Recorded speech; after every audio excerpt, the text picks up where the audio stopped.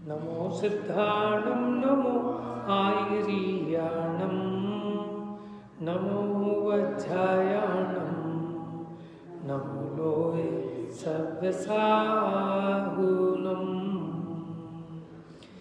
एष सुरासुरमणुसं वन्दितं धोदघायिकं ममलं प्रणमामि वर्धमानं तित्थं धम्मस्य कर्तारम्।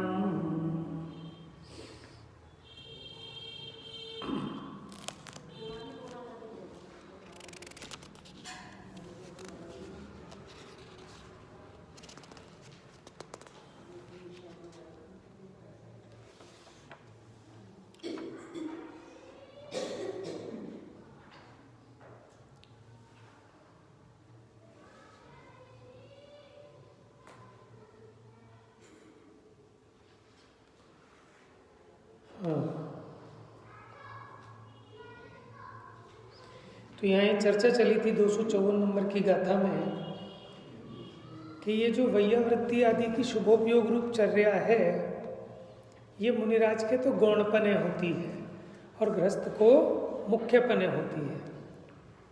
ताएव परम लहदी सोखम, और उसके द्वारा वो उसको परम यानी उत्कृष्ट सुख को दिलाने वाली है। वैयावृत्ति क्या होती है कि सेवा शुश्रूषा तो है ही, उनको संबोधन करना ये भी वैयावृत्ति है, आहार देना ये भी वैयावृत्ति है, उनकी चर्या में सहायक। हाँ, जिस प्रकार वो अपनी शुद्धात्म परिणति के सन्मुख रहे उसमें सहयोगी होना ये सब वैयावृत्ति है। उनकी चर्या चल सके, हाँ, वो वैयावृत्ति है।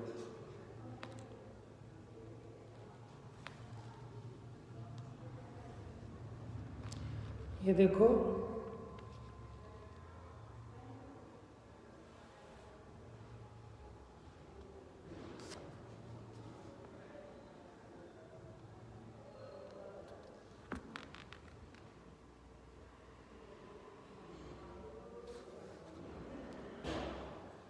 अब अपने पास हिंदी टीका तो है नहीं, संस्कृत थोड़ी सी पढ़ लेते हैं इसमें से। पेज नंबर 465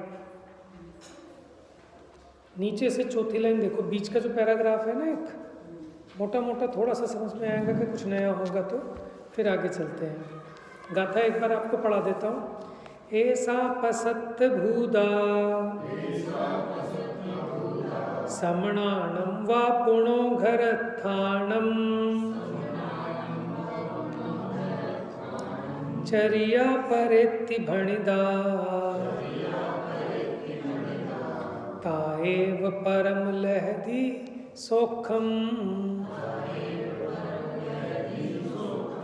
यहाँ क्या कहते हैं? ऐसा पसत्त भूदा, प्रशस्त भूत, समणानम श्रवणों के होती है, व पुणो घरत्थानम और गृहस्थी के होती है, चर्या परेत्ति भणिदा।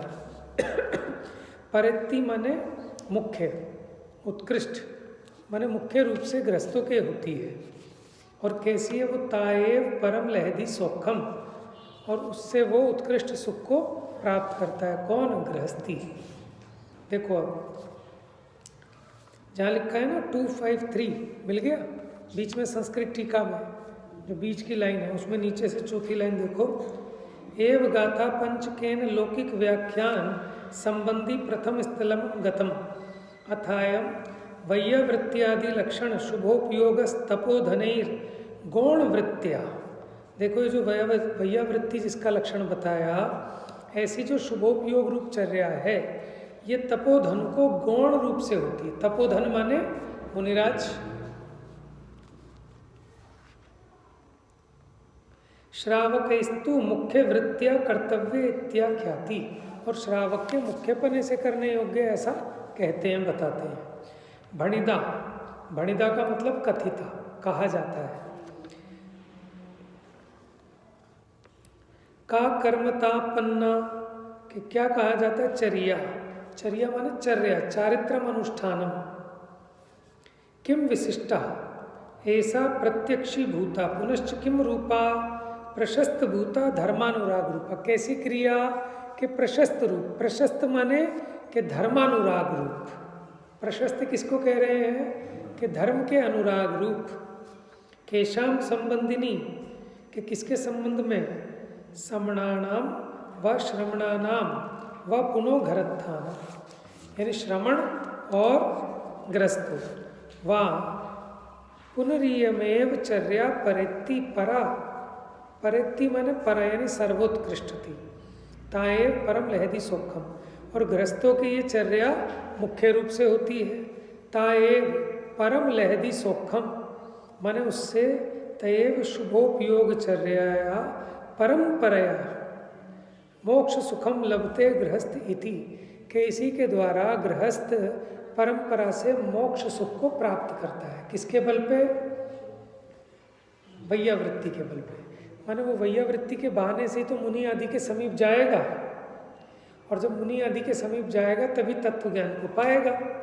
उसके बिना कैसे प्राप्त होगा उसको धर्म की उपलब्धि? समझ में आ रही है? तथा ही तपोधन शेष तपोधनानां वैयावृत्तिं कुर्वाणः संत कायेन किमपि निर्वद्य वैयावृत्तिं कुर्वन्ति।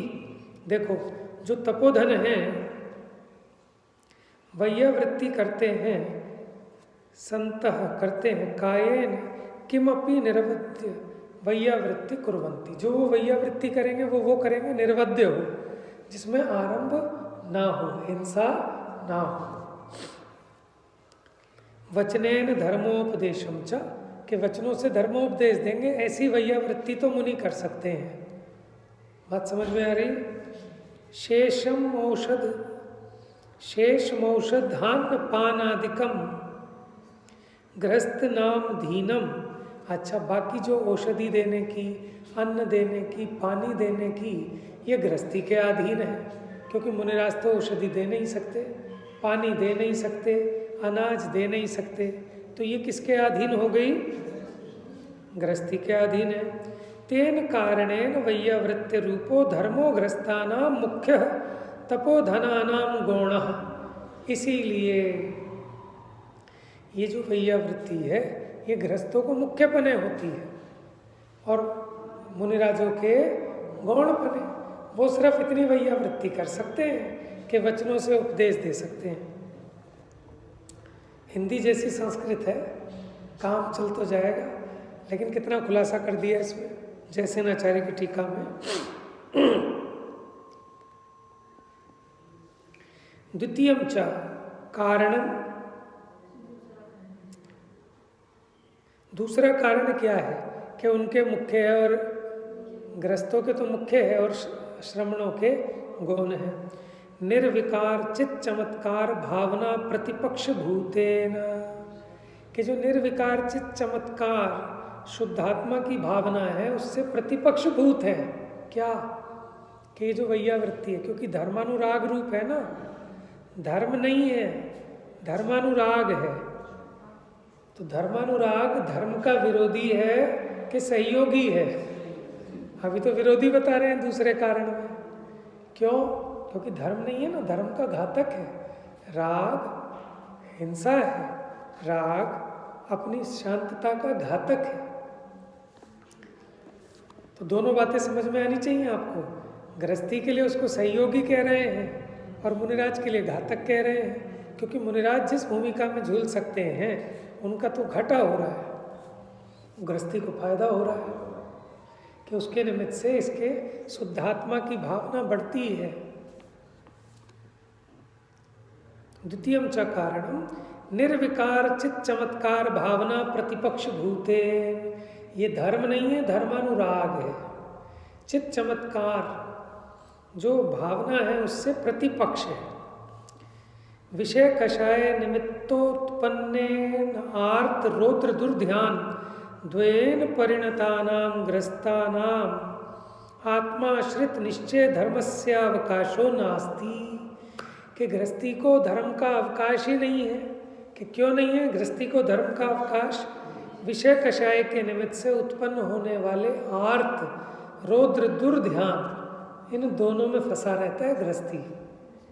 आप व्यापार करोगे, बच्चे पालोगे, आपको आर्त और रौद्र ध्यान हुए बिना नहीं रहते गृहस्थी को। तो परिणतानाम ग्रस्तानाम आत्माश्रित निश्चय धर्मस्यावकाशो नास्ति। तो उसको जो आत्माश्रित धर्म है उसको अवकाश नहीं है। किसको? ग्रस्त को। और रौद्र और आर्त ध्यान के निमित्त बने रहते हैं उसको। अब मुनिराज त्यागी हैं, उनको तो आत्माश्रित धर्म का अवकाश है। उनको बच्चे नहीं पालने, व्यापार धंधा नहीं करना, घर गृहस्थी की ओर सो आकुलताएँ नहीं है, तो उनको तो अवकाश है। लेकिन गृहस्थी को कौन से धर्म का अवकाश नहीं है? आत्माश्रित धर्म का। वो एकांत बैठ के अपने ध्यान में लीन होए तो बच्चा के कहेगा पापा पापा, समझ में आया, ये कर दो वो कर दो। कहीं से पता चलेगा ये खराबी हो गई, वो काम कराना है, ऑफिस जाना है, ये करना है, समझ में आया ना। तो गृहस्थी को कहाँ अवकाश है? अच्छा आप कहते हो नहीं साहब संडे तो हॉलीडे है, संडे में तो अवकाश है कि संडे में जो पहले जो काम किए हुए उसका चिंतन चलता है और अब मंडे से ये तैयारी करनी है, उसके 100 काम सर पे खड़े हैं, उन सारे कामों को आज ही निपटाना है। तो गृहस्थी को आर्त रौद्र ध्यान की मुख्यता रहती है। समझ में आ रही है बात? इसलिए तो विषय कषाय के निमित्त से उत्पन्न आर्त रौद्र ध्यान इन दोनों से परिणत ग्रस्तों के आत्माश्रित निश्चय धर्म का अवकाश नहीं है। इसका मतलब ये मत लगा ना कि सर्वथा होता ही नहीं, लेकिन जैसे मुनिराज को होता है ऐसा तो उसको नहीं हो सकता। वैयावृत्त्यादि धर्मेण दुर्ध्यान वंचना भवती। तो इन दोनों दुर्ध्यानों से बचने के लिए गृहस्थियों को ये वैयावृत्तादि उपकारी है, उससे उसके वो दुर्ध्यान बचते हैं। हम और आप अगर घर से ना आए, इन कामों में ना लगे, तो हम तो आर्त रौद्र ध्यान में फंसे रहेंगे हर समय। विषय कसाय की मुख्यता है ना।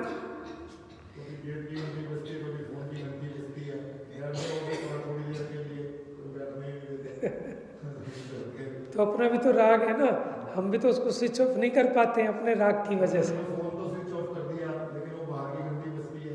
घंटी हटवा दो। जब स्विच ऑफ करे आप स्विच ऑफ करके रखा है। कहाँ पे गेट की घंटी बजेगी ना घर पे, जब आएंगे तब देखे दरवाजे की घंटी बजेगी। दरवाजे तो देखो हमने तो काम फैला रखे हैं, नहीं तो कोई ऐसा होता है जिसकी कोई घंटी बजाने वाला ही ना हो। फोन स्विच ऑफ कर दो वो तो सही है, फोन स्विच ऑफ कर दिया, लेकिन दरवाजे की घंटी बजती रहेगी। बात क्या है उस दिन ज्यादा आएंगे कि बात खाली बाह्य इन साधनों की नहीं है, क्योंकि अपना चित्त भी तो उसमें फंसा हुआ है ना। अगर हम इतने विरक्त हो जाएं तो हमें कोई ये घंटी पंटी कुछ नहीं बिगाड़ सकते फिर हमारा। हम तो जाके कहीं पार्क में बैठ जाओगे एकांत में, लेकिन बैठ पाओगे क्या आप? ये बताओ। पार्क से बैठने से बेहतर तो यहीं आके बैठ जाओ ना, वो तो बेहतर तो यही है। तो मैं तो एकांत की बात कह रहा हूँ, आप यहाँ भी आके बैठ जाओ तो आप कितनी देर बैठ सकते हो बताओ? आपका चित्त परेशान हो जाएगा, अंदर में बेचैन हो जाएगा। अरे नहीं भाई, धीरे धीरे इतना सिरदर्द आपका बढ़ने लग जाएगा, आप यहाँ से उठ के भाग जाओगे। तो आधा 1 घंटा 2 घंटा तो चलता है, उतना तो आप ज़बरदस्ती कंट्रोल कर लेते हो, लेकिन ये भी ज़बरदस्ती करना चाहिए, क्योंकि यही धीरे धीरे धीरे धीरे आपकी हैबिट डेवलप होती है। वहाँ आर्त रौद्र ध्यान से बचोगे, यहाँ फिर धीरे धीरे आनंद आना चालू होगा। बेहतर ये यहीं आ जाए, क्योंकि घर में कोई रहने नहीं देता, घर में मुश्किल बहुत है। नहीं, आप सुबह शाम तो आ जाओगे। मान लो दोपहर में अब आपने खाना खाया, अब आप 1 घंटे के लिए सोच रहे हो कि मैं एकांत में बैठ जाऊं, तो घर में बैठ नहीं पाओगे। घर के आसपास कोई ऐसी जगह हो, वहाँ जाके बैठ जाओ पार्क वार्क में, फ़ोन घर पे ही भूल जाओ, समझ में। लेकिन आप नहीं जा पाओगे, क्यों? क्योंकि आपको फ़ोन ने नहीं रोका था। हाँ एक बार भाई जो सिटी वाला तो नहीं कर पाएगा, वो गांव में जो रहता है वो कर ही सकता है। नहीं गांव में चला जाएगा, काम बात मिल जाएगा, खेत में कहीं जाएगा मिलेगा। हाँ चलो सवेरे शाम ही सही, सवेरे शाम ही सही, सवेरे शाम तो आओ कम से कम। हाँ भाई, जितना आप अपना समय निकाल के यहाँ लग सकते हो उतना लगो। तो गृहस्थी के लिए तो उपकारी है ये, है ना। इसलिए आर्त रौद्र ध्यान, ये जो दुर्ध्यान है, इससे बचने के लिए तपोधन संसर्गेन निश्चय व्यवहार मोक्ष मार्गोपदेश लाभो भवती। क्या बात हुई कि देखो भैया, जब वैया वृत्ति के निमित्त से आप तपोधन का संसर्ग करेंगे, कौन है तपोधन? हमारे धर्म मार्ग के सेठ कौन है? तपोधन।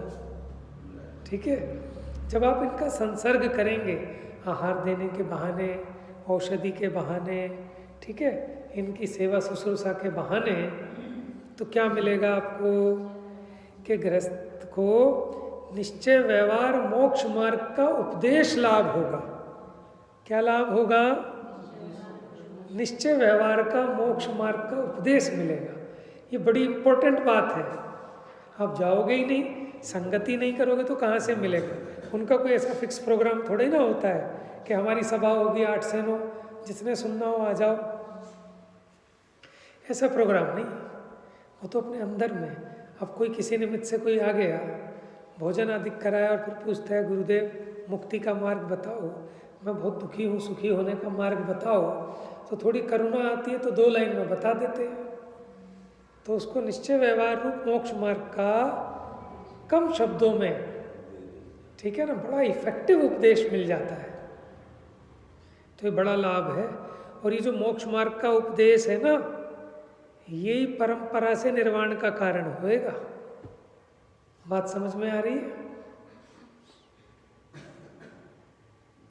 ततश्च परंपरया निर्वाणम लभन्ते इत्यभिप्रायः। यही अभिप्राय है कि इस प्रकार परंपरा से निर्वाण को प्राप्त होता है। क्यों? क्योंकि निश्चय व्यवहार मोक्ष मार्ग का उपदेश मिलता है। कैसे मिलता है? तपोधन के संसर्ग से। उनका संसर्ग किस निमित्त से होता है? उनको आहार कराने के निमित्त से, सेवा शुश्रूषा के निमित्त से। हो गई क्लियर बात जैसेनाचार्य से? तो ये हो गई पूरी गाथा। कितना स्पष्टीकरण करके जैसेनाचार्य ने समझाया इसमें। हाँ, यहाँ जो बात आई थी, एक का तो समाधान हो गया ना कि परंपरा से गृहस्थों को निर्वाण सुख का कारण होता है। दूसरा ये बताया था, गृहस्थ को राग के संयोग से शुद्धात्मा का अनुभवन होता है। माने अभी जो गृहस्थ को आत्मा का अनुभवन हो रहा है, सच पूछें तो अशुद्ध आत्मा का अनुभवन हो रहा है। अशुद्ध आत्मा क्यों कह रहे हैं? क्योंकि अभी इसके उतने राग और कसाएं हैं। लेकिन श्रद्धा की अपेक्षा ये उस आत्मा के स्वरूप को जानता है, आगम से, उपदेश से, अनुमान से, कि शुद्धात्मा का स्वरूप तो ये राग रंग से रहित है और उसकी प्रतीति करता है। तो प्रतीति अपेक्षा वहाँ अनुभव है, ठीक है, शुद्धात्मा का।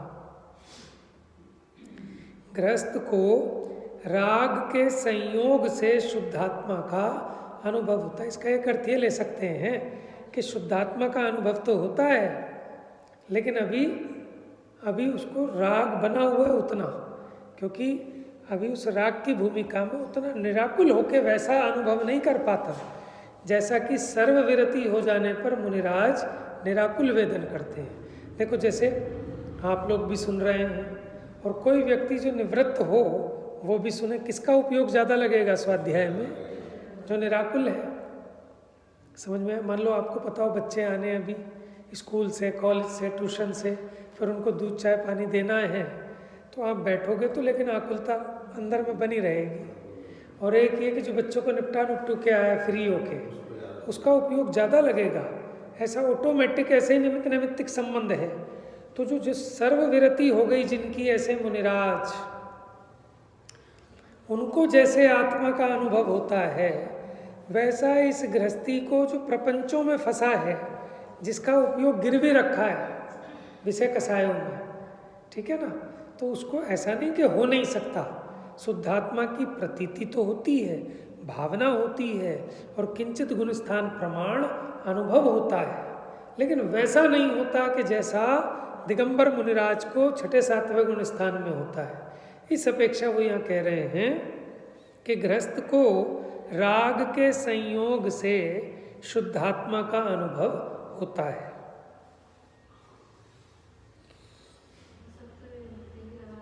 हैं? हाँ, लेकिन इन्होंने तो संयोग लिख दिया ना। मुनिराज का संयोग करने से हो गया ना कि वैयावृत्ति आदि को मुनिराज का संयोग करेगा तो वो शुद्धात्मा की ओर जाने। हाँ, वो इन्होंने जैसेनाचार्य ने खोल दिया कि वो वैयावृत्ति के निमित्त से इसको शुद्धात्मा के अनुभव का कारण बनता है।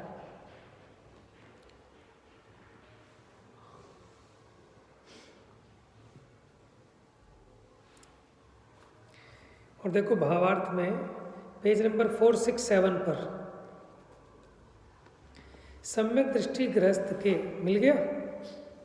मुनि योग्य शुद्धात्म परिणति को प्राप्त न हो सकने से अशुभ वंचनार्थ शुभोपयोग मुख्य है, क्योंकि उसको मुनिराज जैसी शुद्धात्म परिणति तो नहीं हो पा रही। तो वो क्या करता है कि वो जो आर्त रौद्र ध्यान है अशुभ, उनसे बचने के लिए शुभोपयोग की शरण लेता है। सम्यक दृष्टि गृहस्थ के, देखो आज मान लो 14 थी, अब आप अपने जल्दी निकल जाओ आज भी दुकान पे, तो फिर तो रोज जैसा क्या आप बच पाओगे।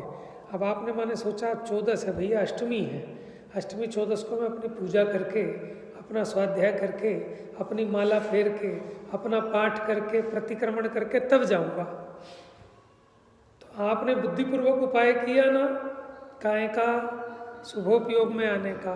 तो जब आप बुद्धिपूर्वक शुभोपयोग में आए तो वो आपका दुर्ध्यान छूटा, आर्त रौद्र ध्यान छूटा। बात समझ में आ रही है? तो गृहस्थी को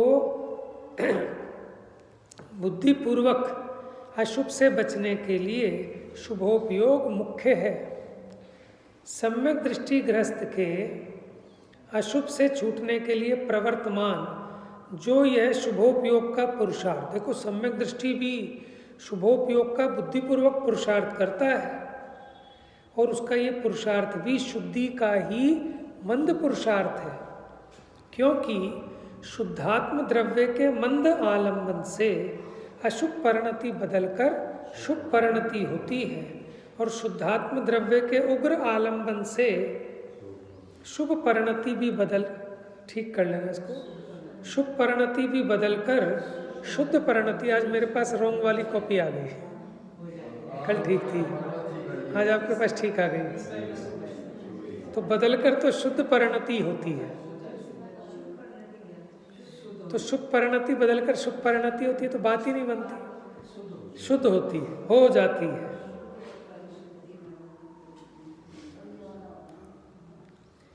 देखो भैया, ये जो बात है, विवक्षाएं बहुत हैं जिनागम की, ठीक है ना। किसी चीज़ का हट नहीं पकड़ना, जहाँ जैसी विवक्षा हो उसको समझकर अपना कल्याण करना और आगे बढ़ जाना।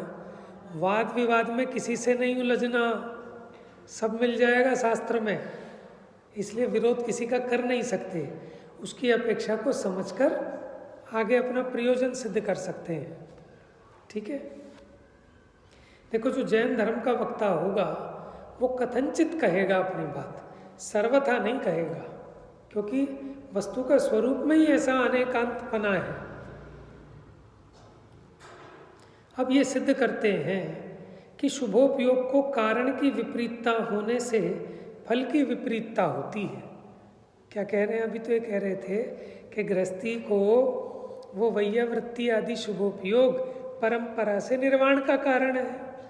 अब ये कह रहे हैं कि कारण के विपरीत होने पर फल भी विपरीत मिलता है, कि अगर आप धर्म करेंगे तो फल में मोक्ष मिलेगा, और अगर आप अनुराग करेंगे, वो तो आश्रव बंद है, तो उसके फल में मुक्ति नहीं मिलेगी, संसार मिलेगा।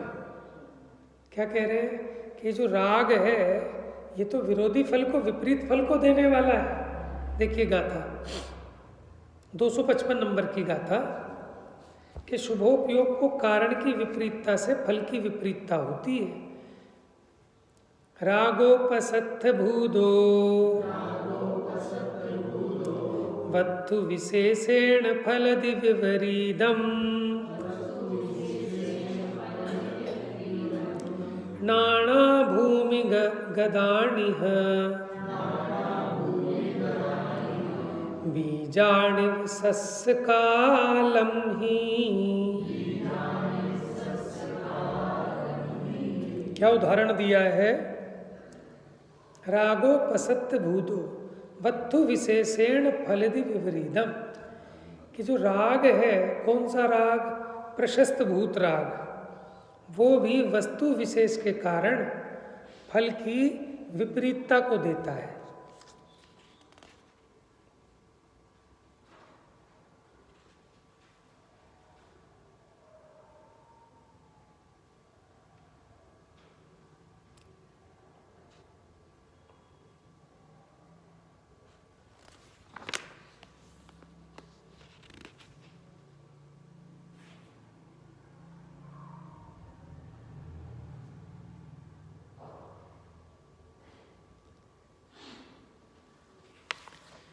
फल की विपरीतता शुरू में बताई थी कि धम्म परिणदप्पा लहदी निर्वाण सौखम, जो धर्म रूप परिणमित होता है वो निर्वाण सुख को पाता है।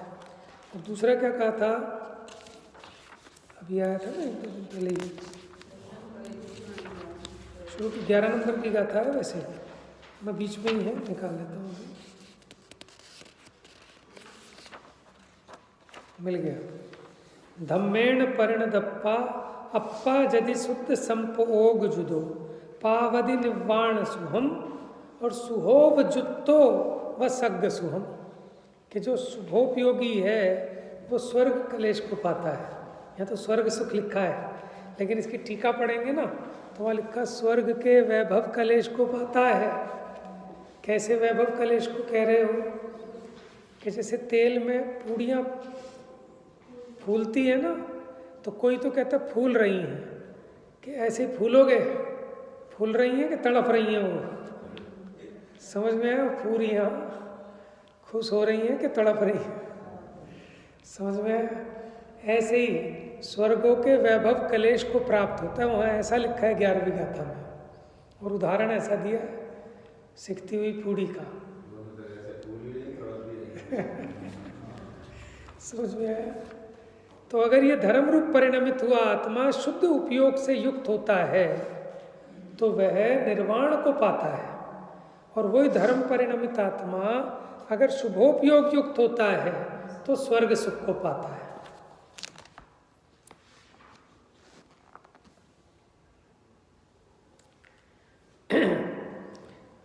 देखो अब वो कह रहे हैं शुभोपयोग को कारण की विपरीतता से फल की विपरीतता होती है।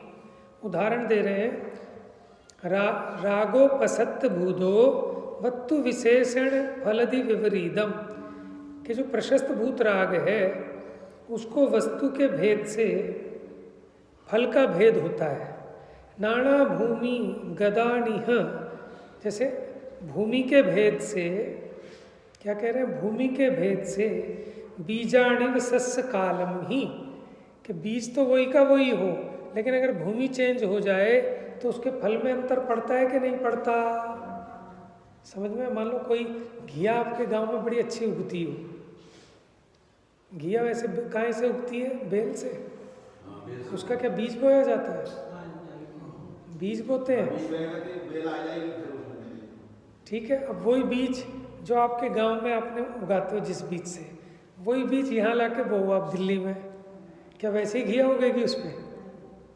बीज वही होने पर भी धरती का अंतर हो जाने से होगी क्या? अच्छा, एक राजा की 7 रानियां हैं, 7 रानियों से पुत्र हुए, एक जैसी बुद्धि वाले होंगे क्या? एक जैसे रूप वाले होंगे क्या? समझ में? तो ऐसे ही बीज तो वही है, लेकिन फिर भी धरती के भेद से शस्य माने होता है कृषि या धान्य काल में, काल भी है उसके उगने, जैसे गेहूं का काल है, लेकिन बीज वो होने पर भी क्षेत्र के भेद से उसके फल में भेद पड़ता है। उसी प्रकार कारण के जो प्रशस्त भूत राग है उसमें वस्तु भेद होने पर, वस्तु भेद माने पात्र भेद से उसके फल में अंतर पड़ता है, माने विपरीत फल को देता है। अब देखते हैं पेज नंबर 467, अन्वयार्थ। जैसे इस जगत में, मिल गया, जैसे इस जगत में अनेक प्रकार की भूमियों में पड़े हुए बीज धान्य काल में विपरीत रूप से फलते हैं, उसी प्रकार प्रशस्त भूत राग वस्तु भेद से विपरीत रूप से फलता है। टीका, जैसे बीज ज्यों के त्यों होने पर भी भूमि की विपरीतता से निष्पत्ति की विपरीतता होती है। निष्पत्ति माने उसकी रचना, उसका उत्पन्न होना, यानी अच्छी भूमि में उसी बीज का अच्छा अन्न उत्पन्न होता है और खराब भूमि में वही खराब हो जाता है या उत्पन्न नहीं होता। कहाँ के वो इलाहाबाद के पेड़े मशहूर है ना, पता है आपको इलाहाबाद के पेड़े? जब शिखर जी जाते थे तो वहाँ वो मुगल सराय रुकती थी ट्रेन और वो बिकते थे बड़े बड़े अमरूद, इलाहाबाद के पेड़े, इलाहाबाद के पेड़े, और उनकी टोकरी होती थी जूट वाली। तो हम बहुत छोटे छोटे थे तो हमें बहुत याद रहे वो इलाहाबाद के पेड़े। ऐसे नहीं देखे थे हमने कभी जिंदगी में अमरूद।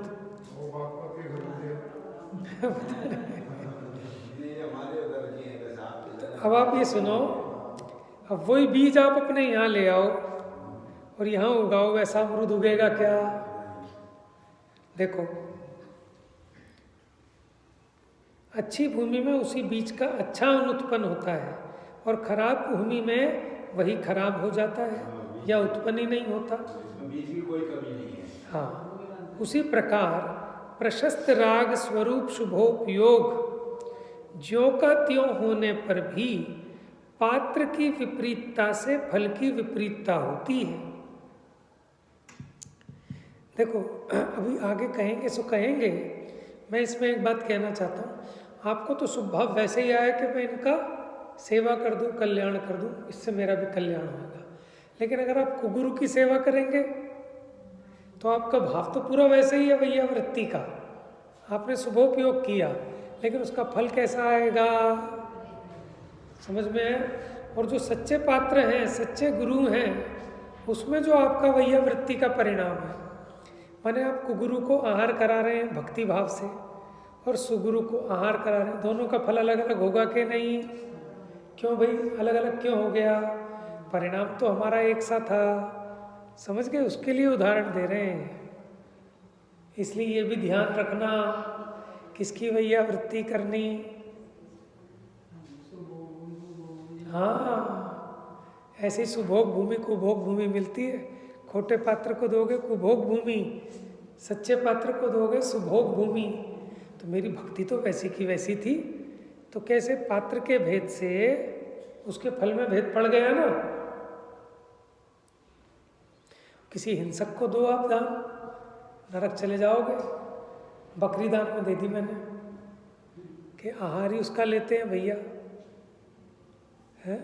लोग करियाते हैं चुपचाप, काम बताते भी नहीं। जैसे मानो हिंदुओं में वो भी हिंसा को बुरा मानते हैं, लेकिन उनके यहाँ चलता है ये, समझ में? उसको किसी के चक्कर में फंस गए। कोई ऐसे कुगुरु बलि वली चढ़ाने वाले भी तो होते हैं ना, भैंसों की बलि। अब मुसलमानों को तो कहते हो आप बकरी की बलि देते हैं, लेकिन हिंदुओं में भी तो काली माई को भैंस वैसों की बलियां दी जाती हैं। अभी भी साउथ इंडिया में तो बहुत ज़्यादा, समझ में? पहले जब वो क्या हुआ था उत्तराखंड में, कहाँ पे, तो वहाँ कहते हैं कि उन्होंने कितने सारे पशुओं की एक साथ बलि दी थी हिंदू लोगों ने। तब वो उत्तराखंड में वो तहस नहस हुआ था सब। तो हम ये कह रहे हैं भाव तो उसका वैसा ही है, लेकिन ठीक है ना, पात्र के भेद से फर्क पड़ जाता है। इसी प्रकार प्रशस्त राग स्वरूप शुभोपयोग जो का त्यों होने पर भी पात्र की विपरीतता से फल की विपरीतता होती है, क्योंकि कारण के भेद से कार्य का भेद अवश्यम भावी है। बात समझ में आ रही है? इतनी एकदम हाई लेवल की पढ़ाई जा रही है, अब समापन की ओर है। अब तो हो गई जितनी पढ़ाई होनी थी। अब कारण की विपरीतता और फल की विपरीतता पढ़ के पूरा करेंगे, है ना? टाइम कम है, कोर्स थोड़ा सा बच रहा है अभी। 47 में आपको तसल्ली से पढ़ाएंगे बाद में।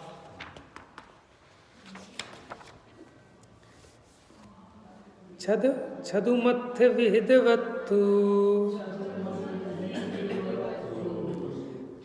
छदुमत्थ विहितवत्थुसु वदनीय मच्छयण झाण दाण रदो। देखो, वद माने व्रत, नियम, अध्ययन माने अध्ययन, झान माने ध्यान, दान माने दान, रदो माने उसमें रथ। ठीक है, यानी छदुमत्थ माने छदमस्त, विहितवत्थुसु नालहदि अपूर्ण भावम भावम सादपगम लहदी।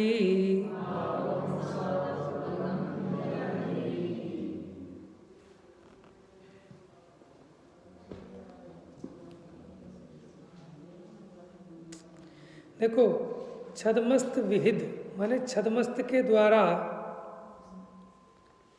जो कहे गए वस्तुएं हैं, माने उनके द्वारा कहे गए जो देवगुरु धर्म आदिक हैं, उनके संबंध में जो व्रत, नियम, अध्ययन, ध्यान, दान में लीन होता है।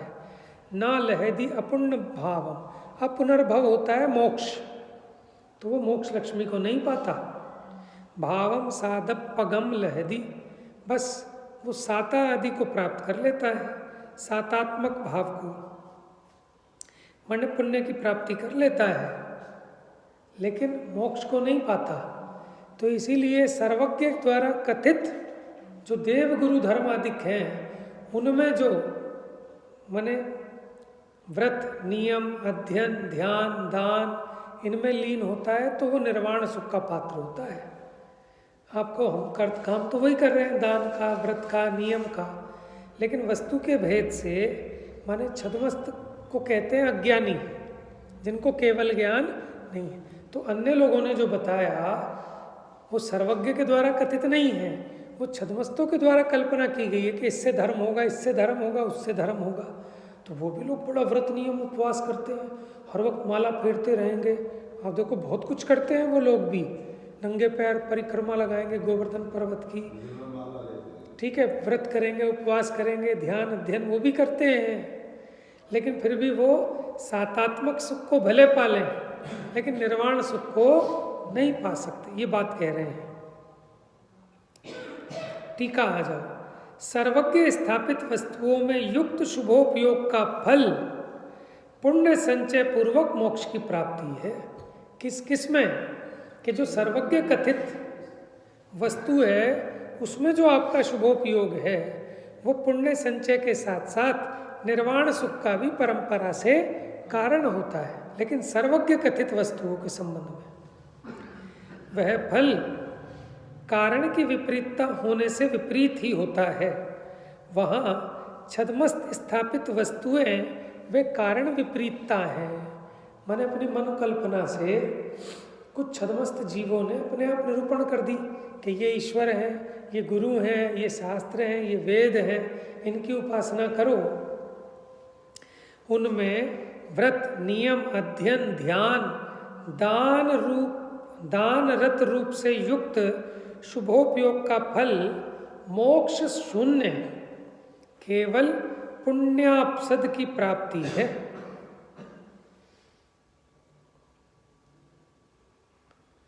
वो भी कह रहे हैं हीन पुण्य की, वह फल की विपरीतता है। कि फल क्या चाहिए था हमें? उत्कृष्ट पुण्य के साथ साथ निर्वाण आदिक, माने चक्रवर्ती आदि पद को पाकर ये निर्वाण को जाता।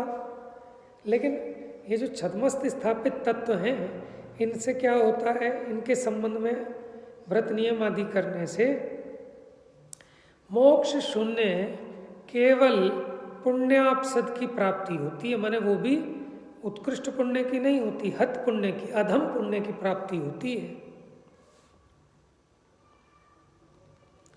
और क्या मिलता है उसमें? या तो देवगति पालेगा या मनुष्य आदि पालेगा। तो देखो, कारण की विपरीतता होने पर फल की विपरीतता हो गई। एक और ले लो, छोटी सी है, 5 मिनट में। विषय एक साथ बंधा हुआ है ना, तो भी उपयोग में आपके समझ में आएगा जल्दी। कल फिर दोबारा से जब स्टार्ट करेंगे तो लेट से आएगा। पूरा नहीं कराऊंगा, बस एक ही कराऊंगा। कोई कहेगा इसलिए तो फिर तुम सारे खींच लो, जल्दी समझ में आएगा तो। हाँ कोई बात नहीं, चलेंगे अभी। 257 नंबर। अविदित परमत्थे सुय विषय कसायाधिगेषु पुरिषेषु जुट्ठं कदं वदत्तं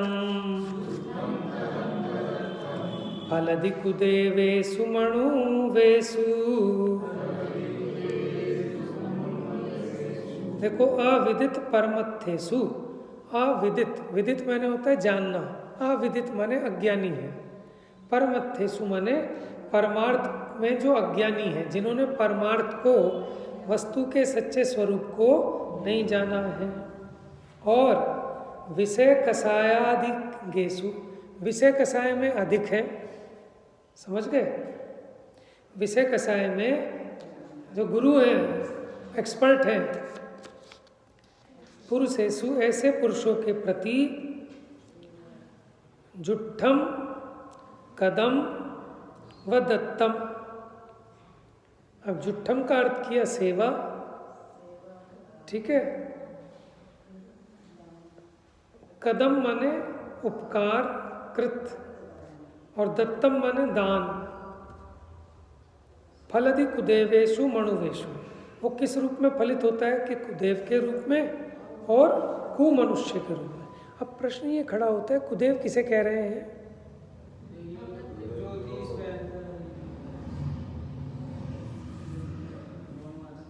चलो टीका में आ जाएगा, देखते हैं।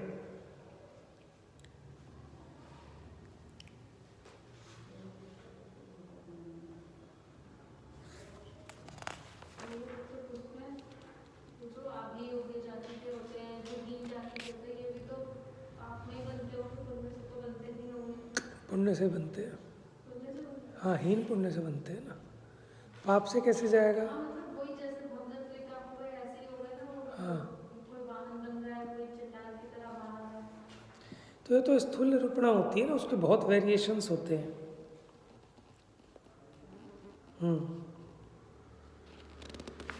चलिए, जो छद्मस्थ स्थापित वस्तुएं हैं वे कारण विपरीतता है, क्योंकि जो सर्वज्ञ कथित वस्तु है वो यथार्थ है और छद्मस्थ के द्वारा जो निरूपित तत्व हैं वो विपरीत है, कारण विपरीतता है।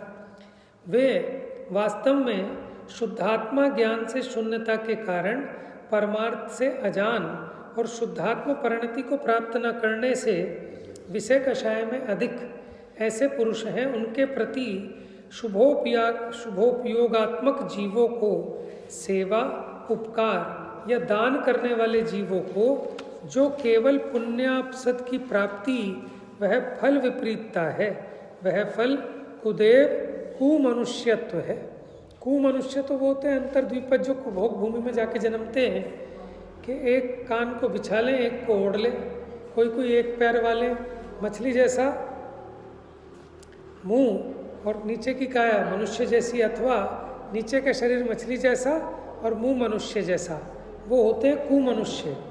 और कुदेव भवनत्रिक आदि को ही कह रहे हैं फिर कुदेव, कुत्सित देव, कुत्सित मनुष्य, बस वो प्राप्त हो सकता है, लेकिन सच्चे जो ऊंचा पुण्य का फल है वो प्राप्त नहीं होता और परंपरा से निर्वाण भी प्राप्त नहीं होता। बस, तो ये ऐसा क्यों हुआ? कारण की विपरीतता से फल की विपरीतता आई है। अब इसकी शेष चर्चा कल करेंगे। जा वाणी के ज्ञान से सूझे लोकालोक, सो वाणी मस्तक नमो सदा देते हूँ धो।